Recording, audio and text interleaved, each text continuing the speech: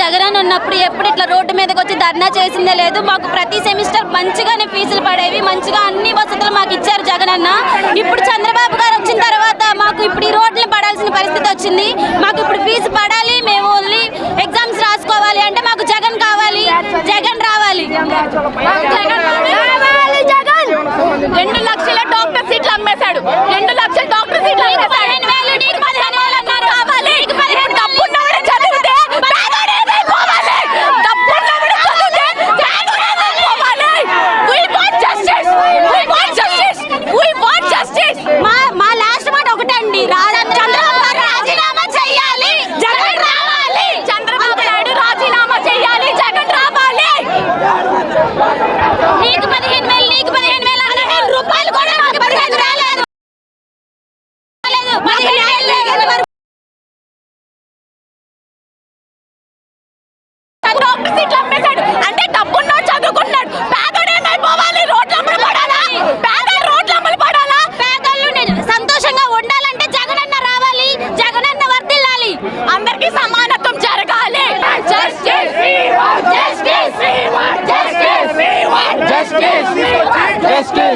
ప్రజల మీద మమకారంతో ఏకంగా ప్రజలకి మంచి చేయాల్సింది పోయి పిల్లల్ని చదువుకుంటా ఉన్న పిల్లల్ని మోసం చేసి అడ్డగోలుగా ఎన్నికలప్పుడు ఒక మంచి మేనిఫెస్టో అని చూపించి రంగురంగుల మేనిఫెస్టోని తీసుకొచ్చాడు ఈ పెద్ద మనిషి చంద్రబాబు నాయుడు గారు. ఏకంగా చదువుకుంటా ఉన్న పిల్లలందరికీ కూడా న్యాయం చేస్తాను అని చెప్పి మాట ఇచ్చి కూటమి ప్రభుత్వం అధికారం వచ్చిన తర్వాత ప్రజల్ని పట్టించుకోవాల్సింది పోయి ప్రజలకి మంచి చేయాల్సింది పోయి ప్రజల్ని కొడతా ఉన్న చంద్రబాబు నాయుడు గారికి తెలియజేస్తా ఉన్నా, 175 నియోజకవర్గాల్లో కనీసం ఇడుపుల పాయి కానించి ఇచ్చాపురం దాకా ఈ 5 సంవత్సరాల్లో మీ బిడ్డ ఏకంగా ఖర్చు పెట్టింది పిల్లల మీద. రాష్ట్రంలో ఉన్నది 5 కోట్ల మంది జనాభా. అలాంటి జనాభాకి సమాధానం ఇవ్వాల్సింది పోయి ఈ పెద్ద మనిషి చంద్రబాబు నాయుడు 45 లక్షల మంది అక్క చెల్లెమ్మలు, 84 లక్షల మంది పిల్లలు, వీళ్ళందరినీ చూపించి చిన్న పిల్లల్ని చూపించి నీకు 15 నీకు 15 నీకు 15 సంతోషమా? ఆ తల్లి కనపడంగానే 18 ఏళ్ళు ఈ మాదిరిగా క్యాంపెయిన్ చేసినారు. అధికారం వచ్చింది, అధికారం వచ్చిన తర్వాత పేదల కోసం పట్టించుకుంటారేమో అని చెప్పి ఆలోచన చేస్తే పేదల్ని కొడతా ఉన్నారు. జగన్ జెండా మోస్తే కొడతా ఉన్నారు. ఎందుకనంటే అధికారం అనంటే అహంకారం కాదు, అధికారం అనంటే ప్రజల మీద మమకారం అని చెప్పి కూడా చేస్తా ఉన్నా. ఇంతకుముందు నేను చెప్పాను, ప్రతి అక్క చెల్లెమ్మలకి ఏకంగా 31 లక్షల ఇల్లు ఇచ్చాం. ఏ రోజైనా ఈ పెద్ద మనిషి చంద్రబాబు నాయుడు 14 సంవత్సరాలు ముఖ్యమంత్రిగా చేశాడు కదా, 15 సంవత్సరాలు ప్రతిపక్షంలో ఉన్నాడు కదా, 40 years ఇండస్ట్రీ అని చెప్పి డబ్బా కొడతాడు కదా. మరి 73 సంవత్సరాలు వయసున్న ఈ పెద్ద మనిషి ఏ రోజు కూడా మీడియా ముందుకు వచ్చి ఫలాని వాళ్ళకి నేను మంచి చేశాను నాకు ఓటు వేయండి అని చెప్పి అడగలేడు. ఎందుకనంటే ఒక ఈనాడు సపోర్ట్ ఉంది, ఒక ఆంధ్రజ్యోతి అండగా ఉంది, ఒక TV5 తోడుగా ఉంది. దాంతోపాటు ఒక్క సీటు కూడా గెలవలేని అలాంటి వ్యక్తిని కూడా పక్కన పెట్టుకొని చంద్రబాబు నాయుడు గారు చేస్తూ ఉన్న దుర్మార్గం ఏంటంటే జగన్ మీ భూములన్నీ లాగేసుకుంటాడు అని చెప్పి ప్రజా వదలగొట్టాడు. 15,000 నీకు 15,000 ఏ చిన్నపిల్లడు కనపడిన తన ఎమ్మెల్యేల చేత, తన పార్టీ అభ్యర్థుల చేత, మహిళలు ఎవరైనా వస్తే నీకు 18,000. ఇవాళ ఏమయ్యాయి హామీల గురించి నిలదీస్తుంటే ఏమంటాడు చంద్రబాబు నాయుడు? బడ్జెట్ చూస్తే, రాష్ట్ర పరిస్థితి చూస్తే భయంగా ఉంది అంటాడు. మరి ఆ రోజు నీకు హామీలు ఇచ్చేటప్పుడు గుర్తులేదా రాష్ట్ర పరిస్థితి ఈ విధంగా ఉందని? రాష్ట్ర పరిస్థితి ఈ విధంగా ఉందని నీకు గుర్తులేదా అని నేను అడుగుతున్నా. బాబు ప్రతి దానికి హామీ ఇచ్చాడు. ఏమన్నాడు? బాబు షూరిటీ భవిష్యత్తు గ్యారంటీ అన్నాడు. కానీ ఈరోజు ఏం జరుగుతుంది? బాబు షూరిటీ బాధుడు గ్యారంటీ అని నిత్యావసర వస్తువుల ధరల దగ్గర నుంచి మొదలు పెడితే పిల్లలకి ఇచ్చిన ప్రతి హామీని తుంగలోకి దక్కాడు. మహిళలకే కాదు రైతులను కూడా ఇవాళ ఆయన మోసం చేసి రైతు వ్యతిరేకి, మహిళా వ్యతిరేక ముఖ్యమంత్రిగా చంద్రబాబు నాయుడు ఉన్నాడు. అధికారంలోకి రావడం కోసం అడ్డమైన హామీలు ఇచ్చిన నువ్వు ఈరోజు నాకు 40 years ఇండస్ట్రీ అంటావు కదా, హైదరాబాద్ నేనే కట్టా అంటాడు. సానియా మిర్జాకి నేనే షటిల్ నేర్పించా అంటాడు, ఏవో చెప్తాడు గొప్పలు, నేనే దోమలపై దండయాత్ర. మీ కార్యక్రమాలు చూస్తే ఇలాగనే. రాజశేఖర రెడ్డి గారు అంటే ఇవాళ రైతుల రుణమాఫీ గుర్తొస్తుంది, ఒక 108 గుర్తొస్తుంది. జగన్మోహన్ రెడ్డి గారు అంటే ఒక విద్యా దీవెన, ఒక అమ్మఒడి గుర్తొస్తుంది. అలా చంద్రబాబు నాయుడు చెప్పగానే గుర్తొచ్చే పదం బాబు మోసం. ఏ ఒక్కటి కూడా చంద్రబాబు నాయుడు గారి పరిపాలన జరిగింది లేదు. చంద్రబాబు నాయుడు గారు మరియు పవన్ కళ్యాణ్ గారు, బీజేపీ కూటమి సర్కార్ అందరూ కలిసి ఈరోజు విద్యార్థులు మోసం చేసి ఇంటర్మీడియట్ ఎగ్జామ్స్ కూడా అయిపోయినాయి. ఇంతవరకు ఫీజు రియంబర్స్మెంట్ పడతలేదు, తర్వాత విద్యా దీవెన పడతలేదు. పిల్లలు ఎంత ఇబ్బంది పడుతున్నారంటే అంత ఇబ్బంది పడుతున్నారు.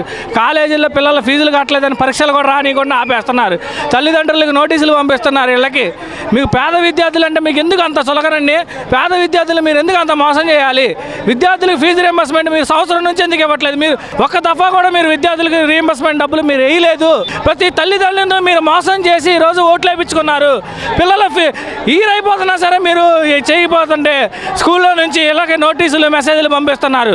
మీరు డబ్బులు కట్టండి, లేదంటే పిల్లల్ని ఎగ్జామ్ రానివ్వను, స్కూల్కి రానివ్వండి అని చెప్పి మెసేజ్లు పంపిస్తున్నారు. ఇదే మీకు కావాల్సింది? ఇంత దారుణంగా మీరు పేద పిల్లల్ని మోసం చేస్తారా? దయచేసి వెంటనే ఫీజు రియంబర్స్మెంట్ వెంటనే ఈ సంవత్సరం దఫా మొత్తం రిలీజ్ చేయాలి. ప్రతి పిల్లల అకౌంట్ తల్లుల ఖాతాలో జగన్మోహన్ రెడ్డి గారు పాత విధంగా ఎలాగ తల్లుల ఖాతాలో వేసేవాళ్ళు అలాగే వేయాలి. అలాగే వసతి దీవెన కూడా, హాస్టల్లో వసతి దీవెనలు కూడా ఇంతవరకు ఒక్క దఫా డబ్బులు కూడా రిలీజ్ చేయలేదు. అందరికీ ఇవ్వాలి. జగనన్న ల్యాప్టాప్లు ఇచ్చాడు, ఇదే టైంకి ల్యాప్టాప్లు ఇచ్చాడు, పిల్లలందరూ చదువుకు ప్రోత్సహించారు. మీరు ఎంతసేపు దుబాయ్లో మ్యాచ్లు చూసుకోవడానికి ఆటలు చూసుకునేంత శ్రద్ధ మీరు పేద విద్యార్థుల మీద పెట్టలేదు. మీరు క్రికెట్ మ్యాచ్ చూడటానికి మాత్రం మీరు దుబాయ్ వెళ్తారు. విద్యాశాఖ మంత్రి ఏర్రాబాబు హాస్టల్ అంటే క్రికెట్ చూడటానికి దుబాయ్ వెళ్ళారు. అవసరం అండి? పేద పిల్లలు ఇంత పరీక్షల టైంలో రగిలిపోతా మాకు ఫీజు రియంబర్స్మెంట్ వేయండి, మమ్మల్ని పరీక్ష రానివ్వట్లేదు బాబు అని మొత్తుకుంటుంటే మీరు దుబాయ్ వెళ్ళి మ్యాచ్లు చూస్తున్నారు. మీరు వెళ్ళి రాష్ట్రాన్ని వదిలేసి. ఇదే అండి కరెక్ట్? మీరు వెంటనే అర్జెంటుగా తల్లుల ఖాతాలో అమౌంట్ని జమ చేయాల్సిందే.